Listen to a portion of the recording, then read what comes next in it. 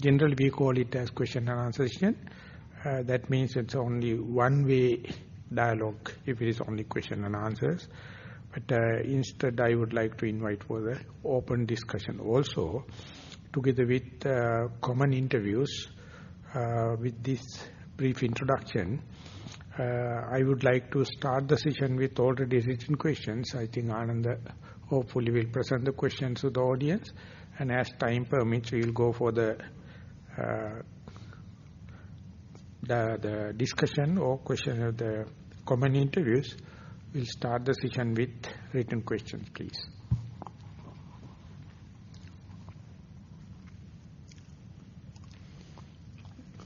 Yes.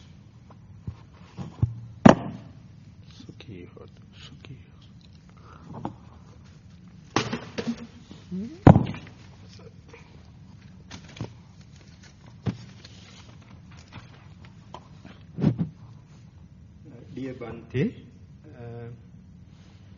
would reducing our likes and dislikes be a good start to combining would reducing our likes and dislikes be a good start to combating dependent origination? Thank you. There is no necessity for combating the dependent origination. That can be still there. But how to run a life without much of a friction or come to the comfort zone, still the dependent origination may be the principle, but by avoiding the likings and disliking, you are not combating, you are not doing away with the dependent origination. You get, in a sense, assimilate another combination, another paradigm away from the likings and disliking. That means you are more coming to the center, that we can say gray area between the likings and disliking, but still you are not combating the dependent origination. Dependent origination is still there. You find a new option, radical option, rather than the likings and disliking. That is the way I understand the question. If I am wrong in understand the question, please correct it, redefine the question. The other one is that is everyone can hear the voice now? Clear? Okay. If anyone wants to amplify the question or ask a question, please put up your hand. The person is here to bring the microphone. You have to speak to the mic.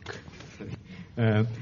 If anyone wants to amplify the question or ask a further question, please put up your hand.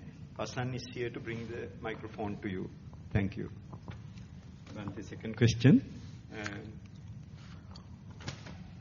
Dear Venerable Dhammajiva, during meditations on retreat and at home, within brackets that is, I am experiencing spontaneous rising of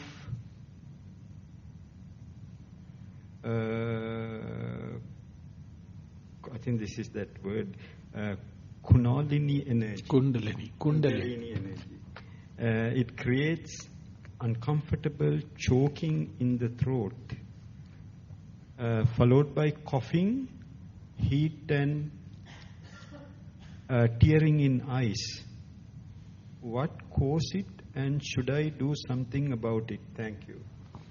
So if that particular term, Kundalini, is not there, this is a normal question. If that particular person introduced the term Kundalini authentically, I am not qualified because I don't know what does it mean by Kundalini. But this choking and coughing, tearing and salivation, that's natural. So it is, I don't find any much relationship between the unknown term of the Kundalini and this kind of thing. So therefore let these things happen. If this is the question, simple answer is just consult the body knowledge. The body knows it. Don't interfere. That is somatically, our body knows whenever such a thing happens, what to do. So only thing you have to observe the beginning of this choking feeling, and when you keep on continuing, you can see how the throat muscles and everything is going to work. Sometimes it's urgency is there to cough. That's also one way out. Or otherwise still you can do even without, even for sneezing, even for the cough. You can just observe and then peak, the tension goes up. And if you can surmount it, then quick liquidation or quick tears and loose nose and salivation can happen. So this indicates body knowledge is working. So therefore don't get much involved in that. Your involvement is at the upsurge of the intention to cough. If you're going to stop it, and if you are not experienced, then this kind of a question can happen. But later you may understand, you have two options. One thing is completely see the wave, the upsurge going there, and towards the latter part of the wave, the fluidity, loose nose, tears and everything happen. Otherwise you can interfere it with early part of this wave by coughing. So therefore it is nothing special. Just observe it in a passive way, like a distance observer, and consult your body knowledge, and the body knows what to do.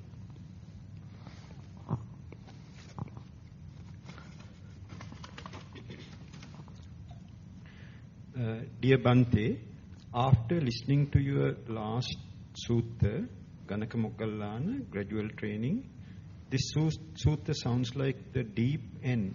Can we please have a sutta which is not so hard? But I do not know what other yogis thought about this. Thank you very much for your kind consideration. So I would pass the petition to the Buddha, and Buddha has to answer, because of course, according to one's value judgment, there are some light places, some are medium, some are very deep.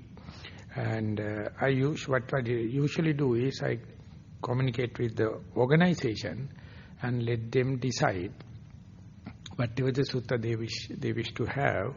Otherwise, I don't have much of preference. Only the consideration I would like to have is it must cover all the three trainings: moral training, concentration training, and the wisdom training. If it is only one part, then the sutta will be partial. So that is the only thing I am thinking. So next time, please come out with a suggestion. That means you have to have a certain amount of basic understanding about the content of the sutta and keep that issue open. There is no such a limitation.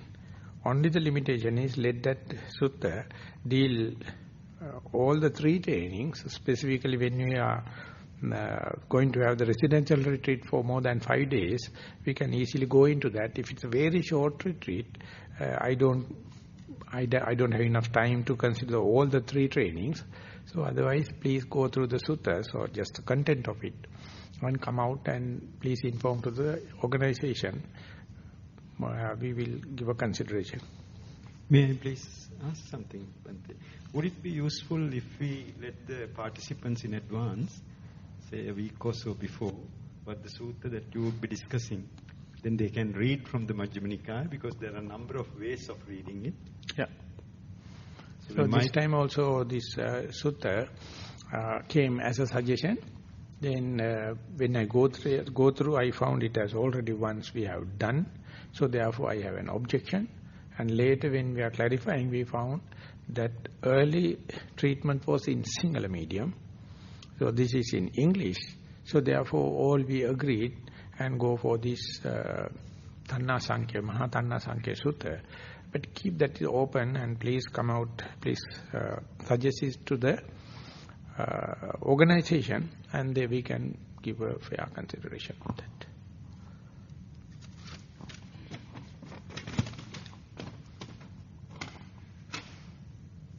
Dear Bhante, whilst being extremely mindful on a retreat and with the intention of sitting on the toilet seat and experiencing a series of broken movements before finally coming to rest on the seat.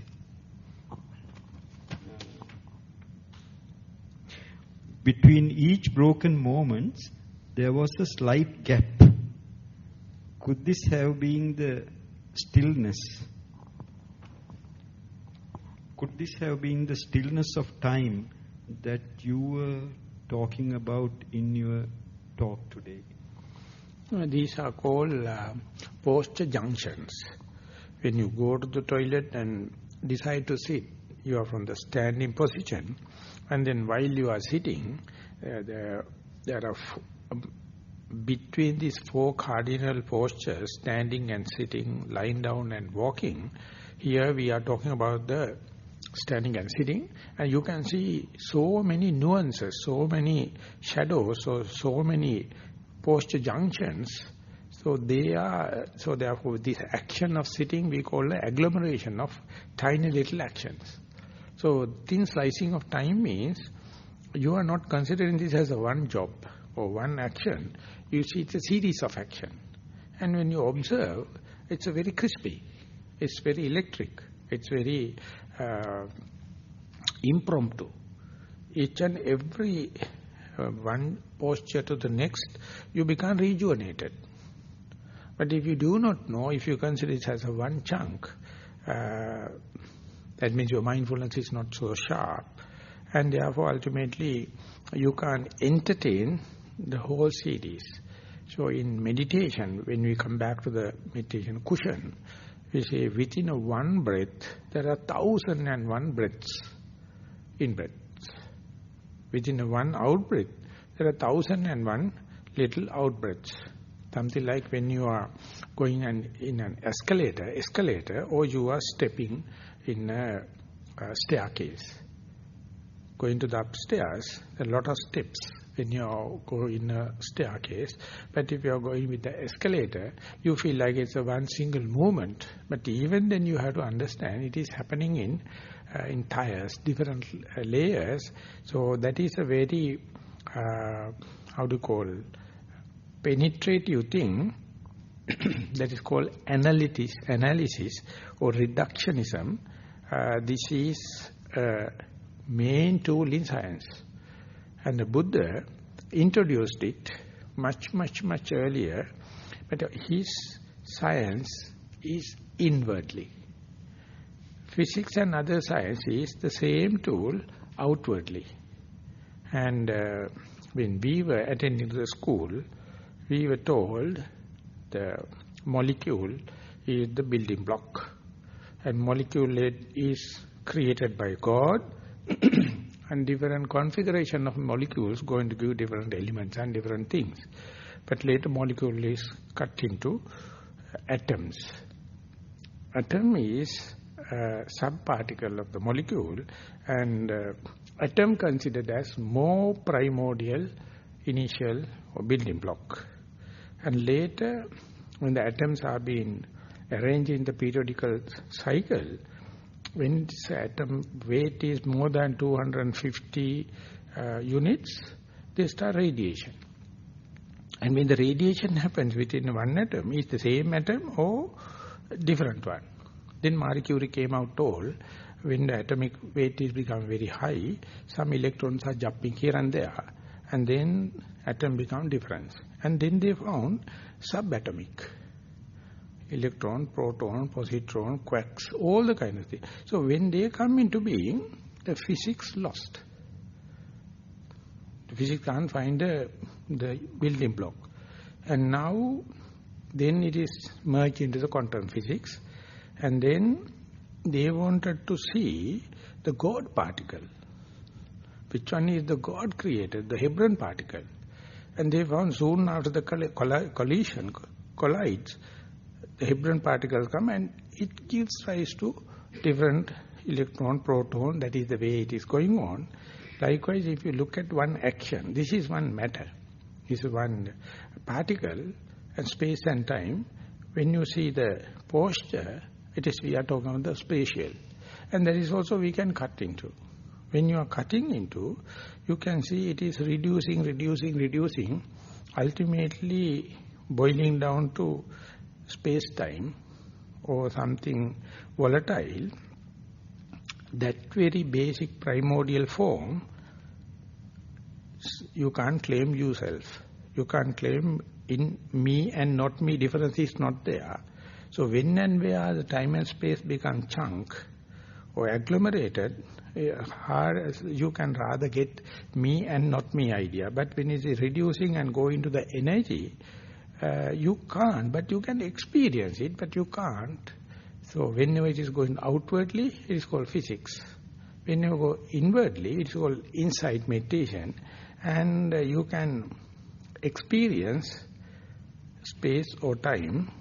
When you read the smaller tiny particles, it is not belongs to you, it is belongs to the universal nature or the universal law. So therefore, after a certain amount of reductionism, your egotistic analysis, your conceited analysis, your desire to have the lion's share and the big chunk is reducing, and ultimately you don't know whether you are stopping the research or yourself, your egotistic or ego trip stops. So this is a very good start. Whenever you are going into one posture changes into tiny little posture junctions, each and every time you find they are completely crispy, they are completely individually isolated, delimited particles. If you look through the chunk of time, they appear like agglomeration, they appear like a continuity, but otherwise you can cut into pieces. So it's a very, very, it is demanding process. So you start with the, whatever the mindfulness you have, but when you keep on practicing, when the mindfulness gather the momentum or get the steadfast, you can see they are agglomeration, they are tiny little actions. So keep on practicing this, and if possible, bring it to the sitting cushion, and that will be much dynamic in walking meditation. You can see how one posture junction to the other posture junction is changing. So posture junction is called sampajanya or clear comprehension. If someone can understand one posture to the other posture, they are discretely, completely delimited to process. In between, there should have an inferential knowledge. There should have a deductive knowledge. Otherwise, these two are completely two different things. So your direct experience to the two different posture junctions, and in between your own interpretation, your own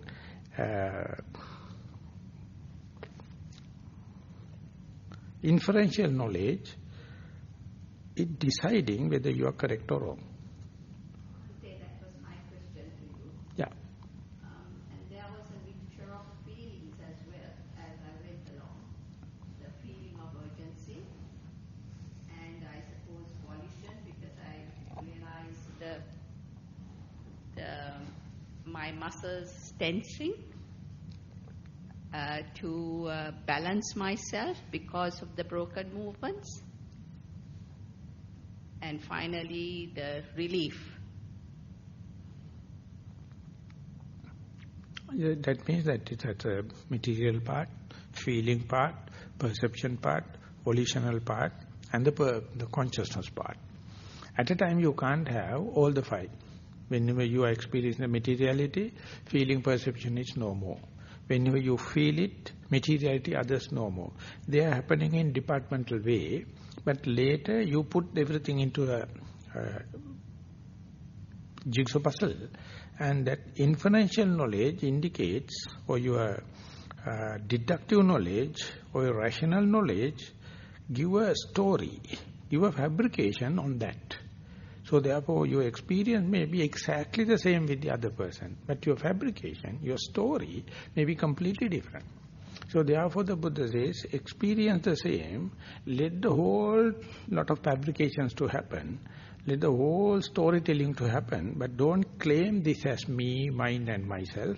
Experience is under the nose, direct. So then you can understand within yourself so many of interpretation, so many of fabrications. Moment you hold into one, you get stereotype, you get frozen. Let that all the interpretations to happen, then you can see how volatile your mind is working. So more and more you experience the same, and let this storytelling and fabrications going on, you can laugh at yourself, unless otherwise you hold into something, how it is changing, how it is cheating you, how it is perverted, how it is colored by your moods, how it is colored by your personality traits, how much it is colored by your likings and disliking, how much is colored by your karmic forces. And all the conditioning, experience is completely different thing. Your interpretation is such an unreliable fabrication. So we need not to go for teledrama or to cinema. Each and every moment, if you look at it, you can see the teledrama. So therefore, continue it. This is not, this of course intermediate state, but the approach is correct. Don't arrive at a decision. It says evenly suspended attention and suspended decision. Have equally suspended attention, but don't decide which one is correct. So you can see when group of people going to have the same experience, within yourself so much of complication, imagine the communication between the group when we are talking about their under the nose experience, so much of complications. It's very interesting.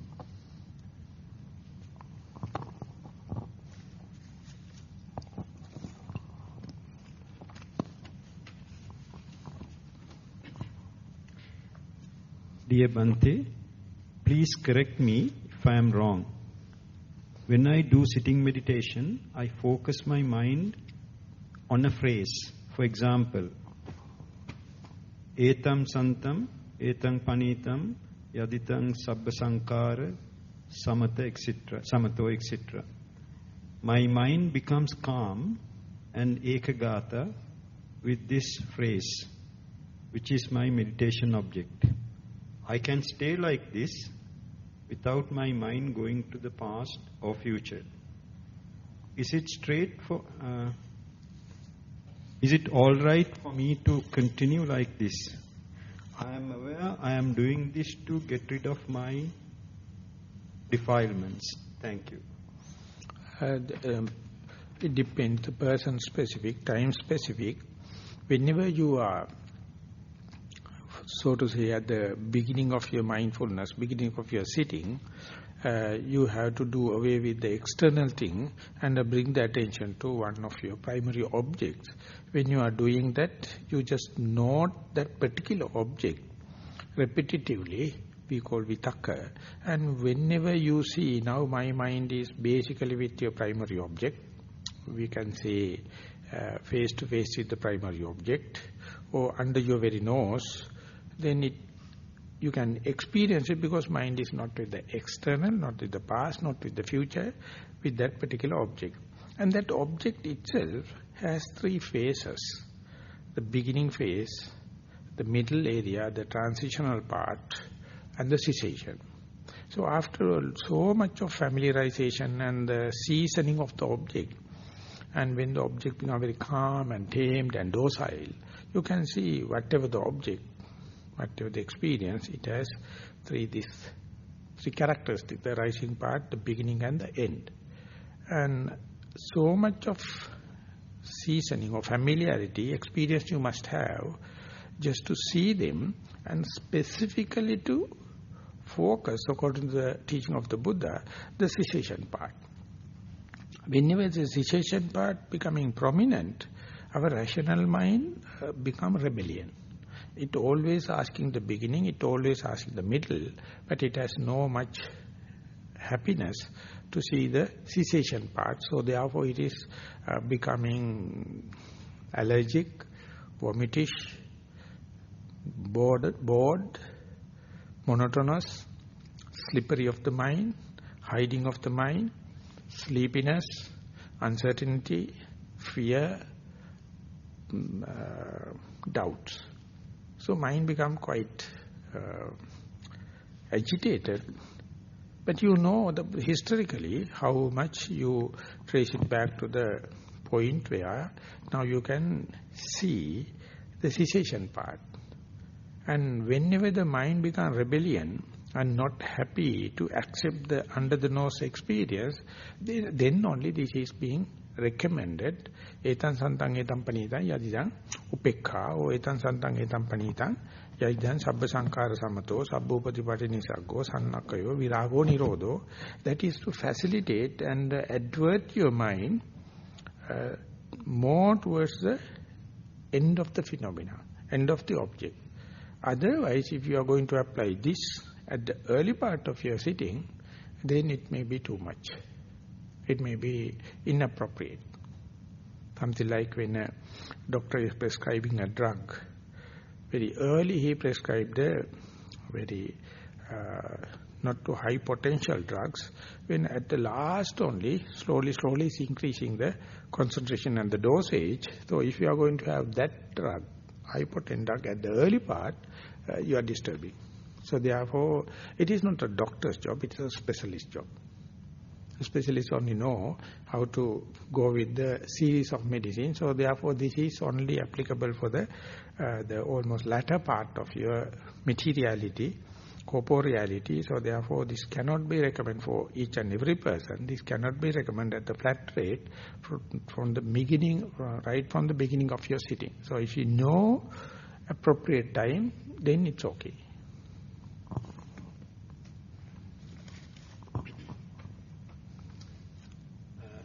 Respected Bhante, you explained that living in an affluent society can be a barrier towards nirvana as the basis of affluent society is materialism. In light of the above, can you explain the difference between Buddhism in East and West? Sadhu. I think in the Bible, the Jesus, if I am correct, I am a Buddhist, sorry if I am misinterpreting, he says, if you are a wealthy person, the going to the God is just like a camel going through a needle hole. So therefore, more and more you become acclaimed and affluence, you are getting more and more distance from the God. So that is what happened. So therefore, Venerable Pandita, when I go back to Burma, he says not necessarily like that. If you know the disadvantage of the affluenza, you can still be with all these things, but you can control, you can monitor it. Not necessarily you succumb to that affluenza. So therefore, even if you have knowledge, even if you have money, even if you have prestige and fame and gain, if you know the disadvantages, that is what individually you can do. Definitely we are often as an epithet we say Eastern thinking and Western thinking. But that is kind of a external gross model. But this is only possible as an individual, how much these external factors, some people up to the mark, even not up to the basic needs. Some people are average at the basic needs. Some people are more than the basic needs. How much this kind of a situation or class model affecting the mindfulness or spirituality, there is no such a hard and fast.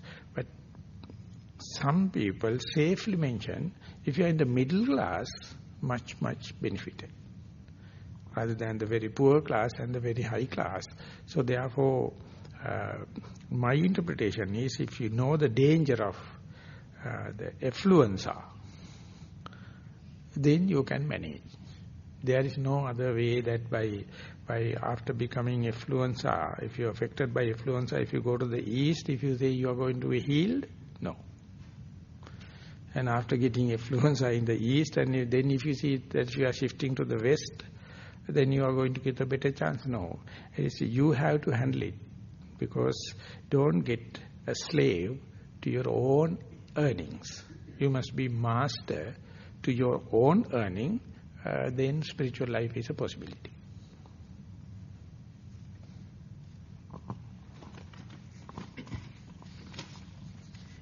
Dear Bhante, in recent few months, we were privileged to get exposed to Abhidhamma teachings by a very young Sri Lankan monk named Tittagal Anandasiri. Abhidhamma is good framework and a coherent system which provides answers to many questions. But many foreign monks rejects Abhidhamma, saying it was added later. Nobody other than Buddha would have had such a wisdom to give us such a discourse. It is so profound. Please comment. Thank you with metta. So we were with Tittagale Anandasiri in the Canberra. We had a common discussion. He also was in the panel. And he says he is not teaching Abhidhamma. So please consult him rather than consulting me, and then he can give a much better commentary than me. I ask him, then he says, I am not teaching Abhidhamma. So therefore this is, but if it is gaining, if it is giving you encouragement, if you are giving the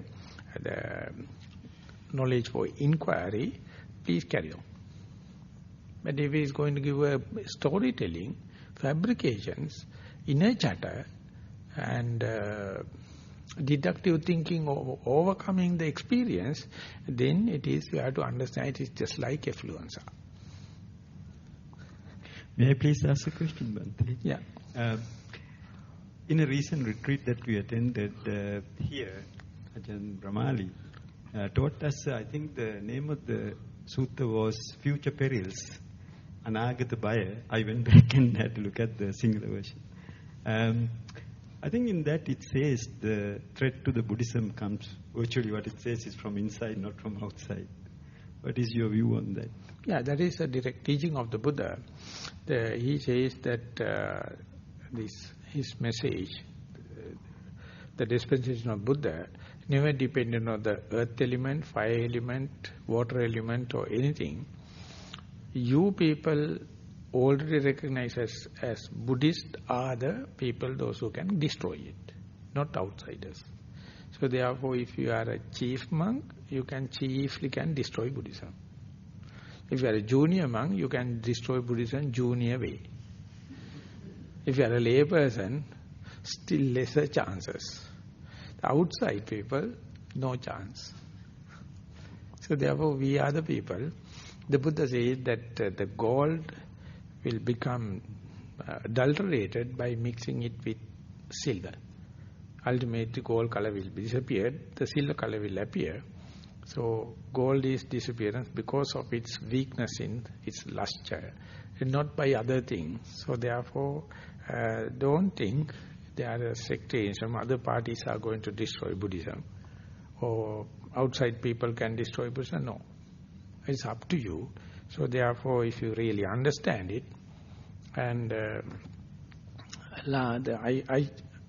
before coming to Australia, I went to Burma and I had about 8 days silent retreat. Over there, Pandita Sayadaw gave a new idea. He says the world, if you take the blood samples of the people, you have A group, B group, AB group and O group. He says, I have read it in the book. So A group people must have only the A group blood for an accident. B group people should have B. AB group should have AB. Any person can be given with O group. So therefore Vipassana is something like O group. Any person you can give. So soon, just before coming again, I had personal interviews, and there he again mentioned in Burma, I can't understand, but later translation happened. Then he told, once you become O group, you can't infuse with AB, A or AB. So only the O group can given into you. So once you understood Vipassana, you can't accommodate wrong things. You only accommodate correct things. So therefore, if person is clear, no doubts, no one can destroy him. So therefore, you have to come into the O group.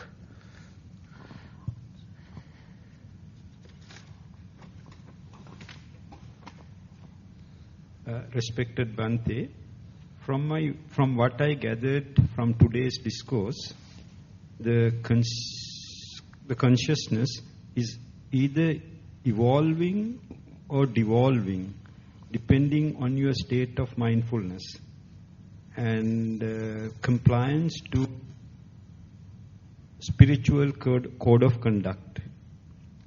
Is my understanding correct? If not, can you please clarify my query?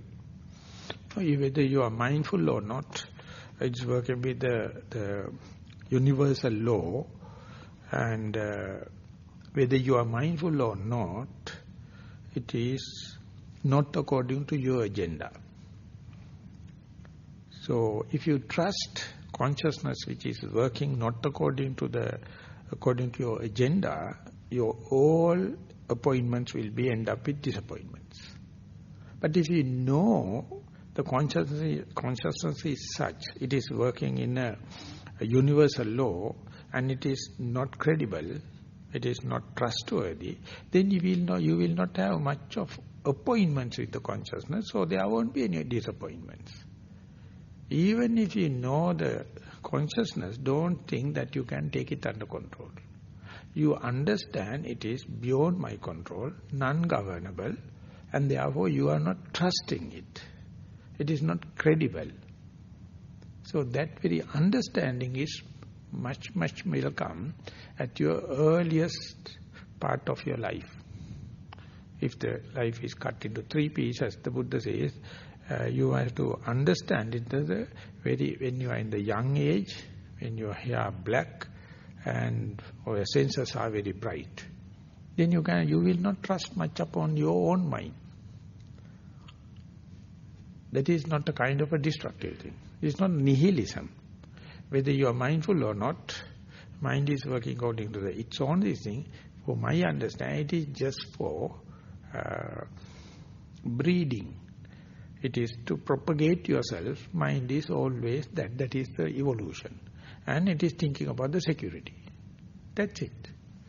It has no any well-being towards yourself. Consciousness is not thinking about your well-being. Even though you are trying to consider mind as me, mind as myself, it is auspicious and it is permanent, but no any guarantee. So understand its weaknesses is not nihilistic, it is not destructive, but very understanding, only the tool is mindfulness. Otherwise, what is naturally happening is you consider consciousness as governable, under my control, it is working according to my agenda. So much so you are in a dream. So much so you are in a mirage. So ultimately each and every appointment will end up with disappointments. So therefore be aware of consciousness by its true nature rather than your imagination. That is the cutting through method is through the mindfulness.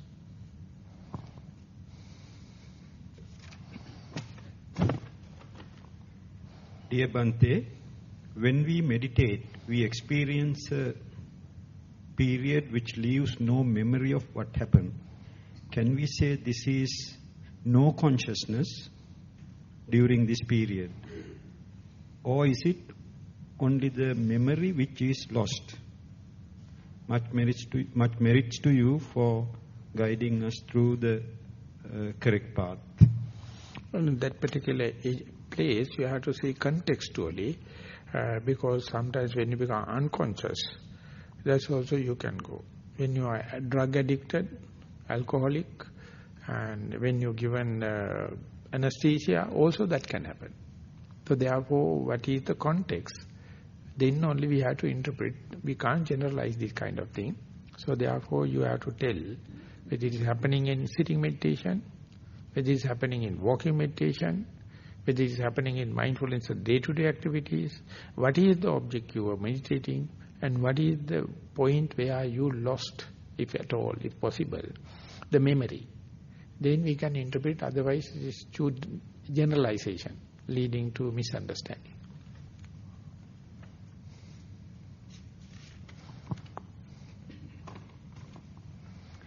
Dear Bhante, thank you for the talk, Sati versus Sati. There is an incident which I would like to get some clarification. One day when I was observing rising and falling of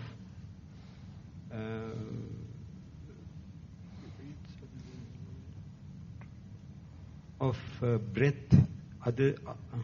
after a while, one day when I was observing rising and falling of breath, after a while, a portrait of a young man appeared. And it was there for a few seconds and disappeared. I said, impermanent, and continue with my primary objective. Again, on another day, after listening to a good Dhamma talk, the same thing appeared.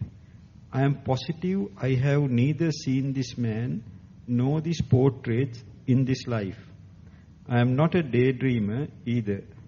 I know mind plays tricks. Both the times the portrait was looking at me, in a way asking the question, what are you doing? Some senior yogi suggested that you are the best person to ask. Thank you, with metta. So if that the person who has written, if you can give me an answer for the cross question, one thing, when you observe in the rising and falling of the in-breath and out-breath, does that in-breath and out-breath appear equal throughout your sitting, or does it appear changing or evolving or metamorphosis across the time period chronologically? That will answer the portrait. If that particular person can give little more information, then it will be very easy. The person, microphone here, in the middle.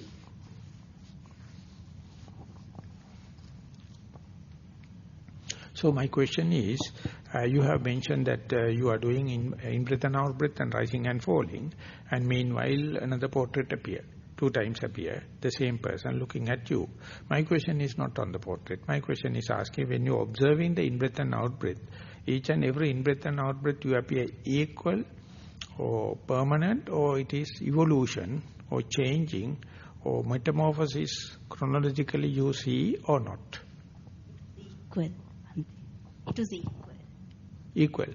So that means our permanent notion. Breath is not equal. So the same person appear also your projection. Different people can happen, your perception is permanent.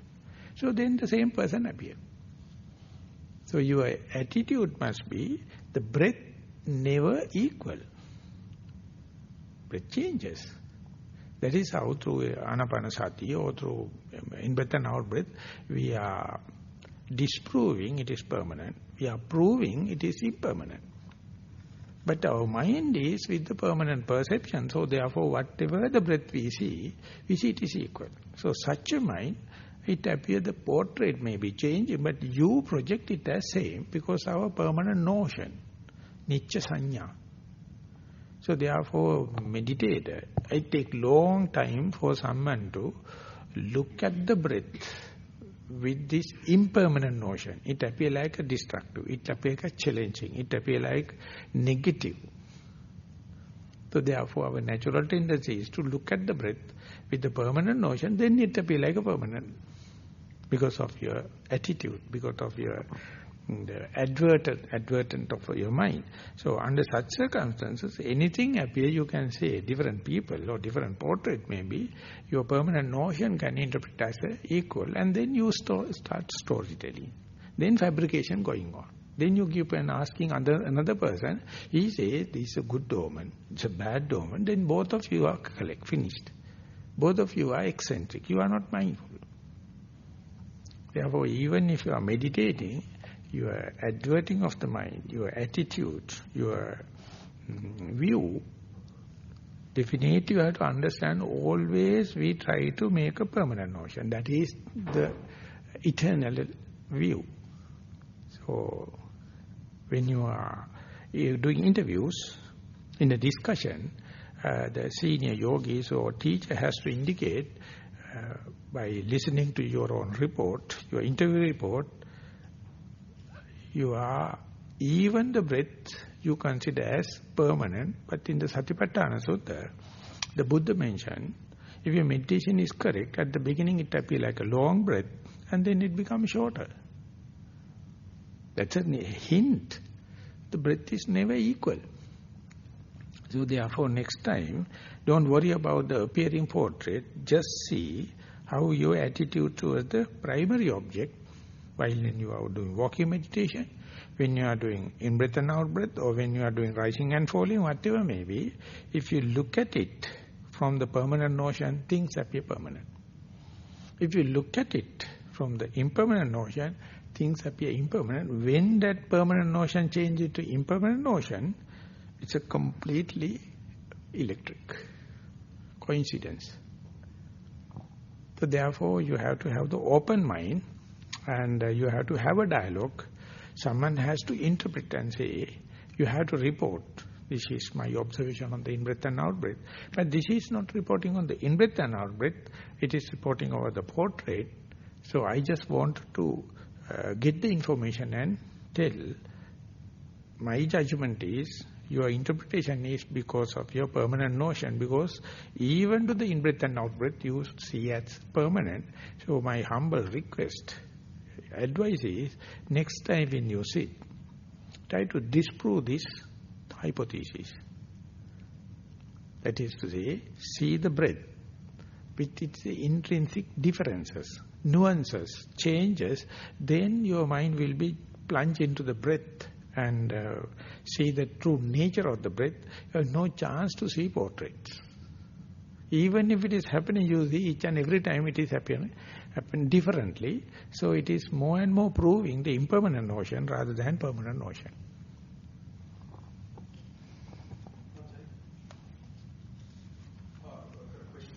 Yeah. There is one question.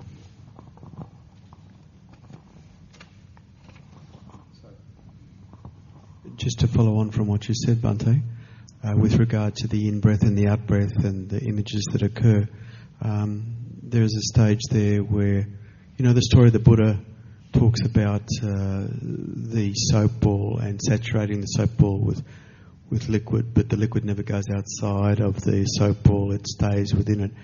With the in-breath and the out-breath, if you stay with it very steady and constant, it can oftentimes give way to almost like a psychic sense of the breath rather than a physical sense of the breath, which is associated, generally speaking, with brightness, a ball, or different things for different people. The Buddha talks about that building up of energy, building up of bliss.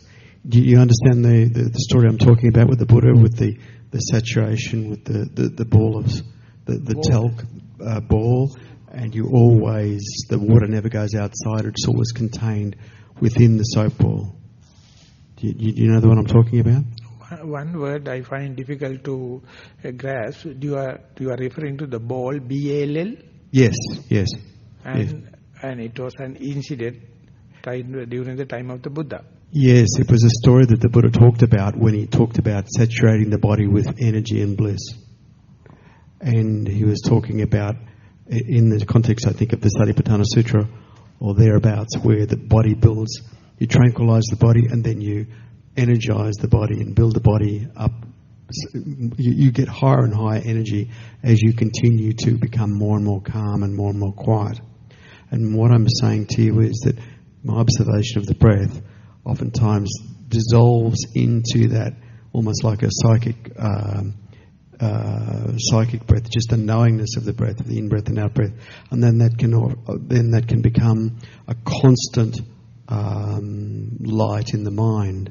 My question to you is, should I try and exert control over that process and try and find the physical breath inside of that ball of energy, or should I actually stay with that increasing that ball of energy that happens spontaneously when you are very, very still and very, very quiet and watching the breath, and the physical breath gives way to the psychic breath and the bliss that's associated with that.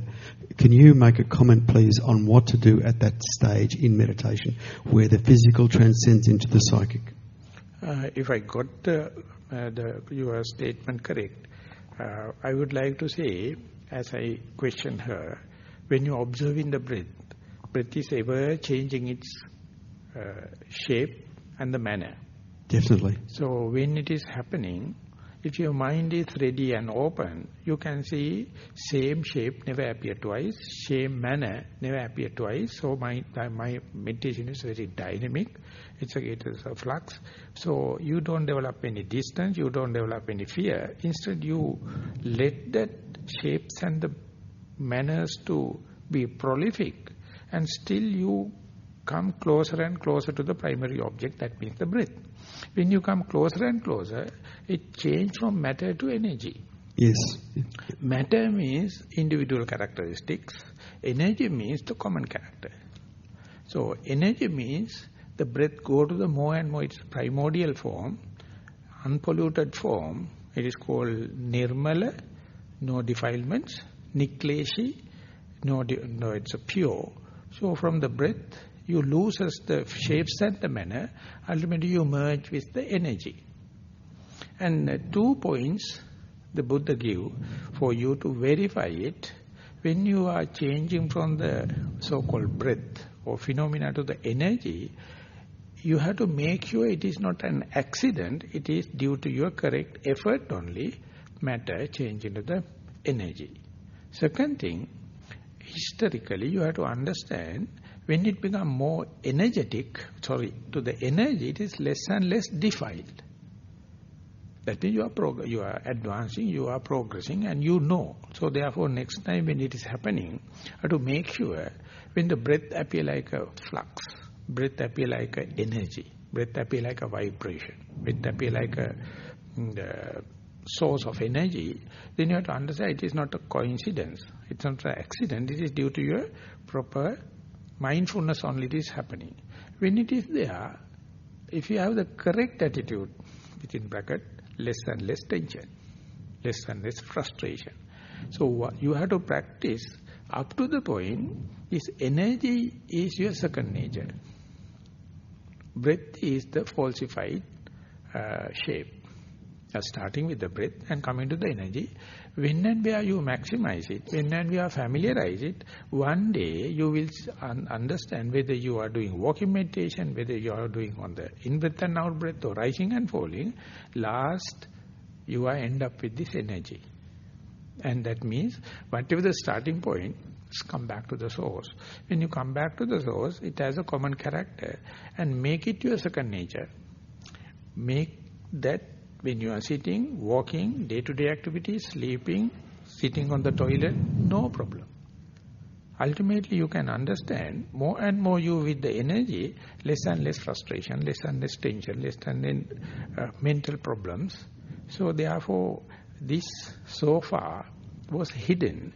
Now slowly it becomes your frequent visitor.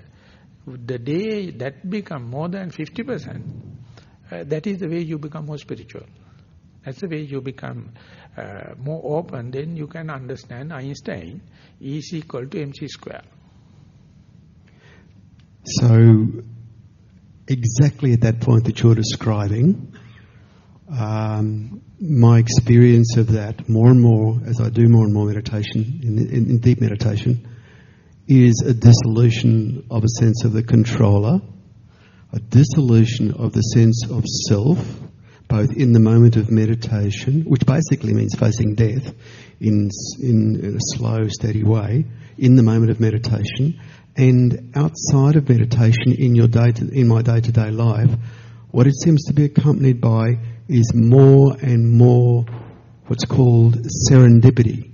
Funny things start to happen where you just begin to hold. You live far more by intuition than you do by logic. And there is an absolving of control in your day-to-day life where you more really have to be clear about what your values and your goals are, but not too clear about how they will manifest, because what I find is that when I do the meditation, I'm in this zone in meditation. In my outside life, then the way that I get to these goals, the mind takes care of that. Now, is that sort of on the money, basically? Is that what you're saying? So I will give my interpretation. If I am correct, you can understand. You from explainable to unexplainable. You from go self to non-self.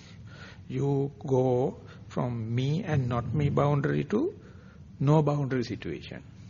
And earlier it was in sitting. Now you can go to it in any posture, any day, any time of the day. So ultimately you will understand this is the primordial energy. When it manifests into the breath or rising and falling, walking, all the kind of thing, we become sectarianism, fighting, conceit, desire arises. When you dissolve back to the energy, you are just a part and parcel of the cosmic energy. You can't make me and not me. So no maintenance cost. Nothing to worry. But the thing is, who is claiming that experience? And now there may be another danger or another shifting of the paradigm, dimension. You can have a desire for that kind of the energy situation or dissolve situation. So whenever next time you sit, and if you can't go into that, then the frustration can arise. Then the disappointment can arise. Under such circumstances, again the breath going to happen, you will understand I am regressing, my progress has gone, mindfulness has gone, concentration has gone. So therefore this newly understood situation itself can be a cause of disappointments. So that is a spiritual question. It is not a question of you, it's a question of Buddha. Then Buddha has to answer it. Because it happened due to your good meditation. It is happened due to your good mindfulness.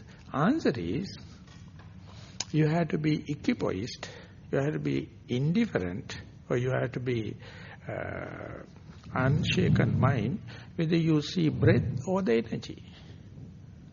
If you can treat both in the equal states, then you will not be carried away by the appointment and the disappointment. So that is something not human. It is more spiritual part. So before going to that kind of advanced training, you must understand how to dissolve any object into this energy form. That is what you call Kama Tanha, Kama Guna, Rupa, Arupa. Very clearly indicated in the Chula Sunyata Sutta. You can go into that, or you can go into the Anija Sappaya Sutta. The Buddha is giving different energy layers. The outermost layer is with individual characteristics, likings and disliking, conceit, desire, egotistic. When you go deeper and deeper center, whoever going, you are going to the same source. That is the point where the Buddha is lying. But when you go there, the day you are going to be frustrated because of the desire for that energy, then again suffering is there. So you have to develop, make it a second nature, make it more familiar, but still no special attachment. Well, one of the things... Whether it appear like a breath or whether it appear like energy, of course these are the same. They are two manifestations.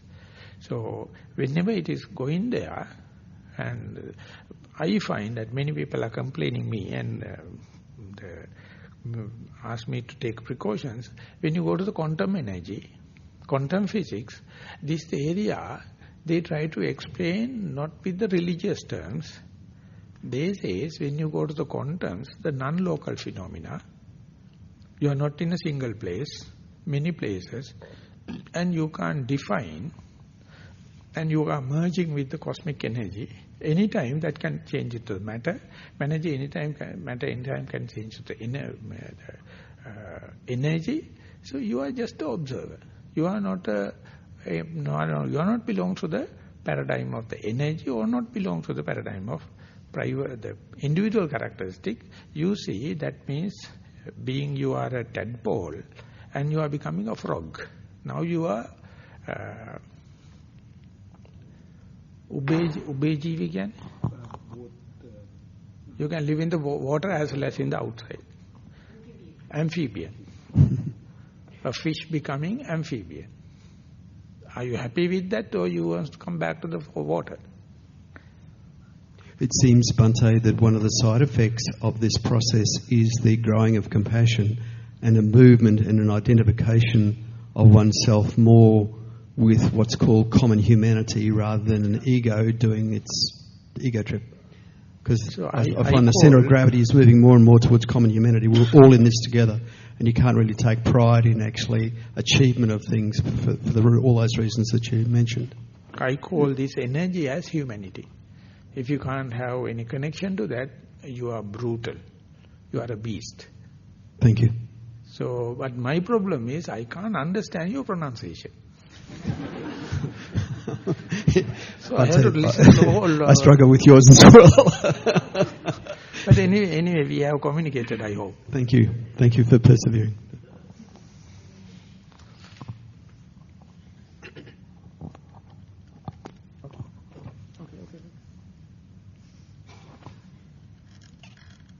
I am a beginner. Could you please explain the meditation techniques and how to do walking meditation? I also feel very sleepy during meditation. What is the best way to avoid falling asleep? It's a good, because I am very happy with the first sentence. I am a beginner. It's so crispy. It's so inviting. If you can ever be a beginner, what a wonderful life. So beginner's mind is very good. But I have a question. As a beginner, what is your experience with sitting meditation? That very little bit of sitting meditation, if you are ready to share with me, I will get the vocabulary how to explain the walking meditation. So can that particular person can give me your experience with respect to the sitting meditation, if at all you have practiced? Person who raised the question. You need the mic there, over there.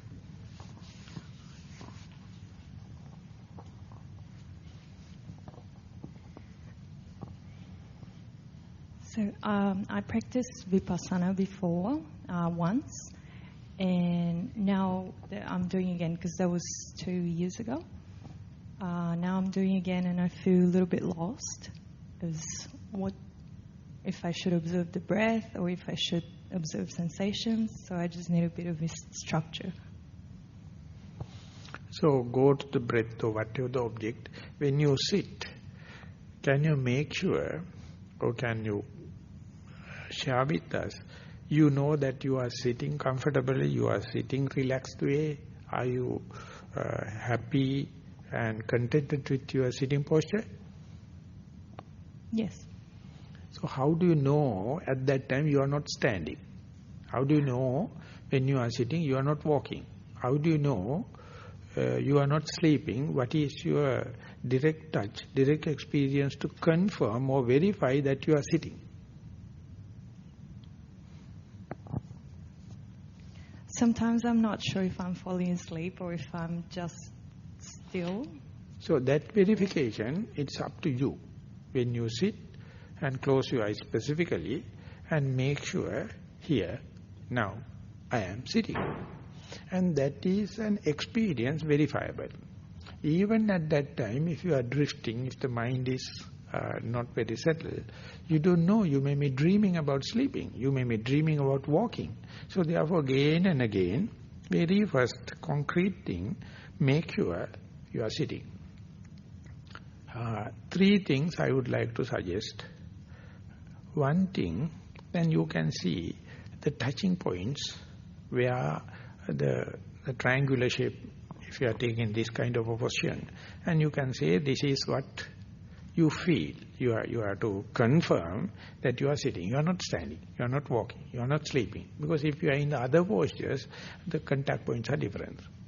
And the second thing is The Buddha suggests, when you are sitting and waiting, the intrinsic bare minimum of your life is the breath. That means volitionally or willfully you are doing nothing, but the natural breathing, or that is to say not a forced breathing, can happen if your mind is calm and quiet. You can understand this is the intrinsic nature. I am not dead. So therefore, whenever the breath going to happen, or if you are going to feel some or the other, it's a clear indication I am not dead. Second thing is, it shows I am not sleeping. The third thing is, as far as you are aware of the breath, you know you are not unmindful. You are mindful. So either you can see the touching point, or you, if you are lucky enough, you can see either rising and falling, or in breath and out breath. That's a bare minimum of your living, and you can make it as a sign for the not dead, not sleeping, not unmindful. So when these things you have to confirm again and again in the each and every sitting, so you need not any external thing to verify it, and that is once done. Then when you are walking, just see, when you stand and walking, I am not sitting. I am not lying down. I am not standing. And what are the signs to say I am walking with comparative sitting experience? So therefore, once you get the anchorage or benchmark or reference point in the sitting posture, just see the difference between sitting posture and the walking posture. Do you have any kind of that comparative experience so far?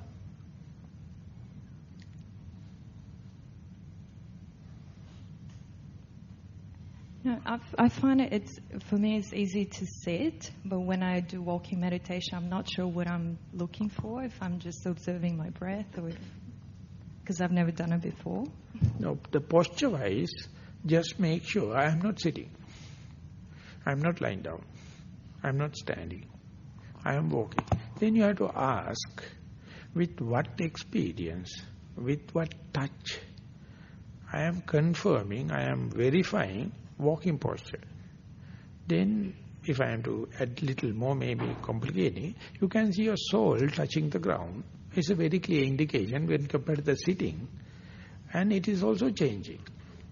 So if you know that much, that means you have a very good start at the walking meditation. And see how many steps you can make a sign, make a benchmark to indicate I am not sitting, I am not lying down, I am not standing. This is the way it happens. More steps if you can make as a indicator or object, to show that I am not lying down, I am not sitting, I am not standing. Now you are only comparing the sitting posture versus walking posture, and more you go there. Each and every time you are going to verify it while doing, experiencing, and that is the best way to give the introduction to the walking meditation. So that is also furtherance. Further we can say, you can see the touch of the earth and the soul. And if you have enough space, enough time, you can see whether you start with the heel, or you give the flat, or you can touch the toes, and whether your pressure is changing to the outer surface of your soul or inner surface of the soul, and it's a very dynamic. So try to be with that, the verifiable information, verifiable experience, and when you go to sleep, just make sure after you lie down, I'm not sitting, I'm not walking, I'm not standing. What are the points, what are the signs to verify I'm lying down? And whenever you're standing, make sure or verify, how can I verify that I am not sitting, I am not lying down, I am not walking, I am standing. So likewise your posture, the four cardinal posture, quiet enough without any object of meditation to go to Nibbana. So therefore, at least you must have the comparison between sitting and walking posture, and that is by the pressure points. It's an indication. Pressure points is an indication. There may be a lot of other things. So take this as and then continue, and hope it will be very enthusiastic, very interesting for you to continue. Thank you.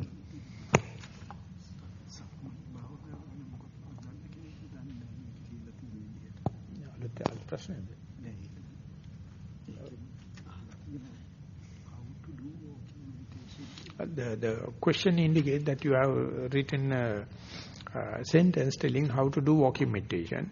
The formal answer is, at the beginning of the retreat, we have given the 1 hour meditation instructions, starting with the sitting meditation and then leading to the walking meditation. At the last part of it is on the how to do how to develop mindfulness in the day-to-day activities. Have you had a chance to listen to that tape or not?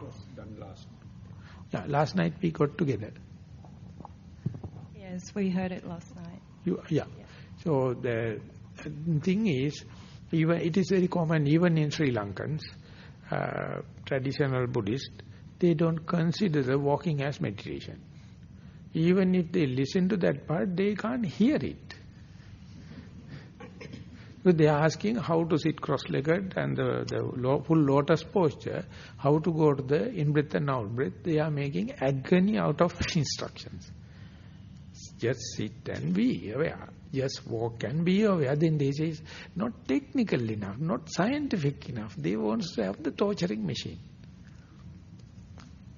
So therefore, start with the very simple thing, comparing sitting and walking. When you go to the in-breath and out-breath, compare the in-breath versus out-breath.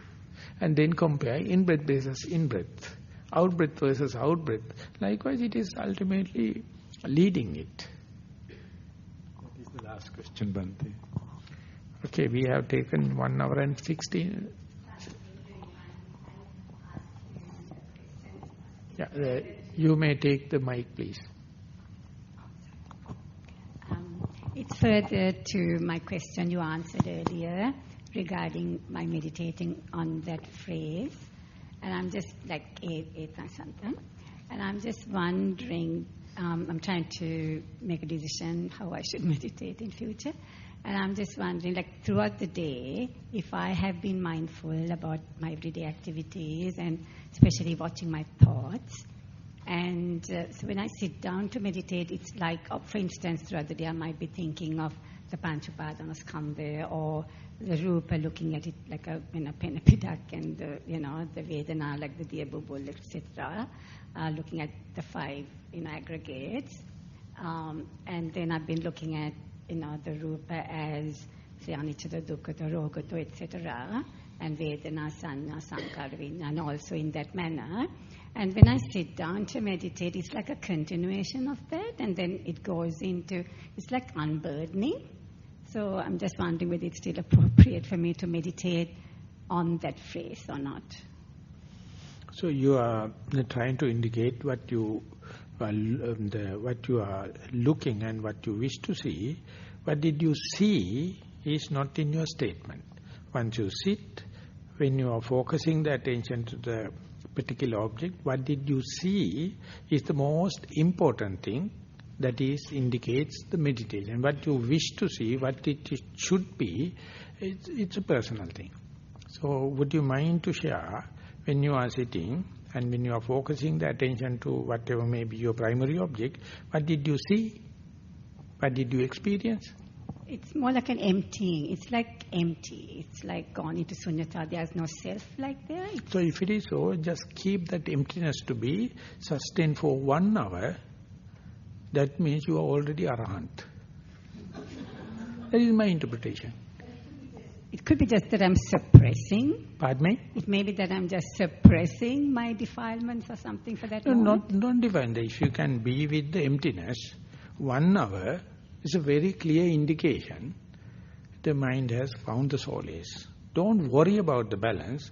Worrying is that we have a messagist idea, finding reason to be worries. That's a disease. but I'm not an arahat. No, I am telling if you can be 1 hour completely with the emptiness, it's a very clear indication that you have achieved. Being that, don't worry about the mishaps, don't worry about the defilements. That is the way our mind is always asking something, always searching for distractions, or discourage it, try to be in the peace or contented or emptiness. That is not the Nibbana, maybe, but it's a very clear alternative for this trouble-seeking mind, for this problem-oriented mind. This is a kind of the solace, and it's called oasis. It's called Nirmala, Asokang, Virajang, Khemang. Khema means the oasis. Asoka means you know this is the kind of a thing. Yourself is not there, no judgmental, not two parties. You can be there and undefiled, and your whole effort must be to maintain that already earned that state as long as possible without infiltrating your rational mind, deductive thinking kind of thing. And that if that is possible, it's a very clear indication. Mind knows. So you have to facilitate it. Don't worry about what it should be. Don't worry about what should I look into that. Because when there is nothing, you are looking but not seeing anything. You are listening, you are not hearing anything. That is what you call Nibbana. Thank you. Got a long way to go.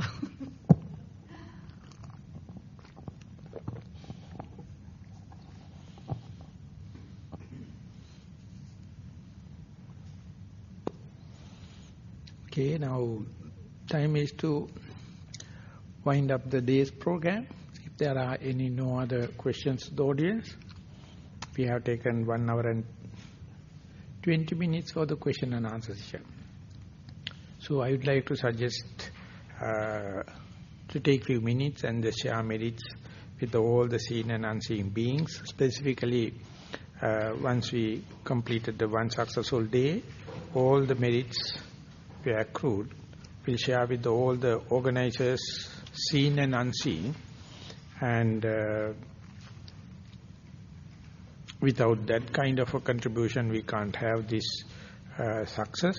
So with that idea, sharing merit with all the seen and unseen beings, help organize this, we'll together rejoice by 3 times sadhu, sadhu, sadhu. Sadhu, sadhu, sadhu. Still we are sharing our merits together with our dear and near ones. If each and everyone is here in the congregation, still better. But if it is, we know, but we are representing our clan and our dear and near one, will share with the merit with all the dear and near one, deceased as well as living.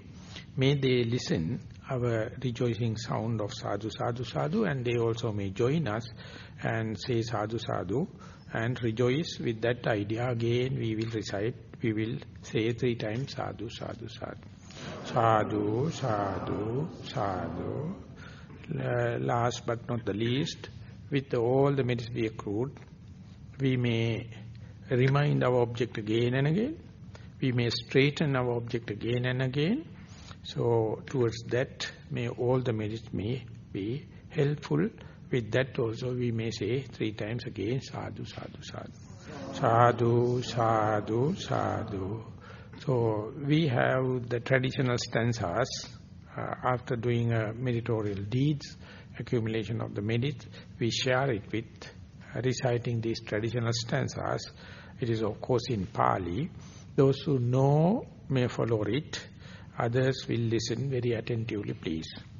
Ittavata changammehi sambhatang punya sampadang sabbi deva anumodantu sabba sampatti siddhya. Ittavata changammehi sambhatang punya sampadang sabbi bhuta anumodantu sabba sampatti siddhya. Ittavata changammehi sambhatang punya sampadang Sabbe satta numodantu sabba sampatti siddhya Akasatta ca bummatta deva naga mahiddhika Anumoditva chirang rakkantu sasanang Akasatta ca bummatta deva naga mahiddhika Punyantang anumoditva chirang rakkantu desanang Akasatta ca bummatta Mahiddhika Punyantang anumoditva chirang rakkantu mang parang Idang vo ñātīnaṃ hotu sukhitā hontu ñātayo Idang vo ñātīnaṃ hotu sukhitā hontu ñātayo Idang vo ñātīnaṃ hotu sukhitā hontu ñātayo Imina punya kammena mami bala samagamo satang samagamo hotu yava nibbana pattiya Imina punya kammena mami bala samagamo satang samagamo hotu yava nibbana pattiya Imina punya kammena mami bala samagamo satang samagamo hotu yava nibbana pattiya sadhu sadhu sadhu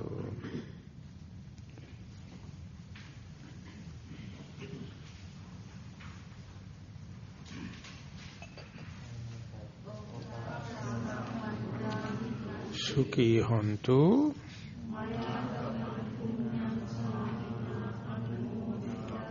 sadhu sadhu anumodami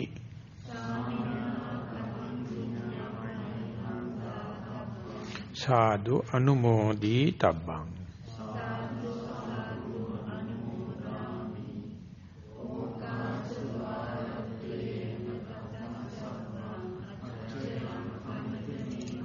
Kamami kamitabbang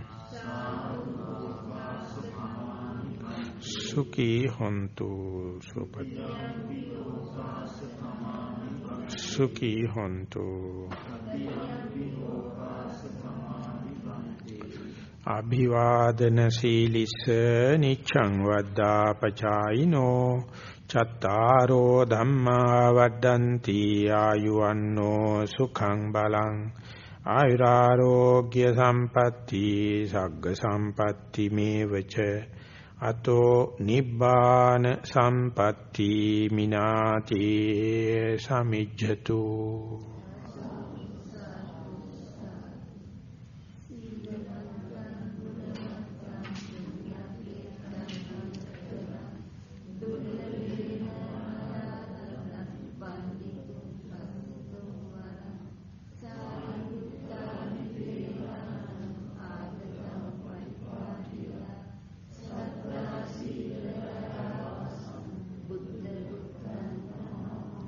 Sukhi hontu, may you all be healthy, wealthy and happy.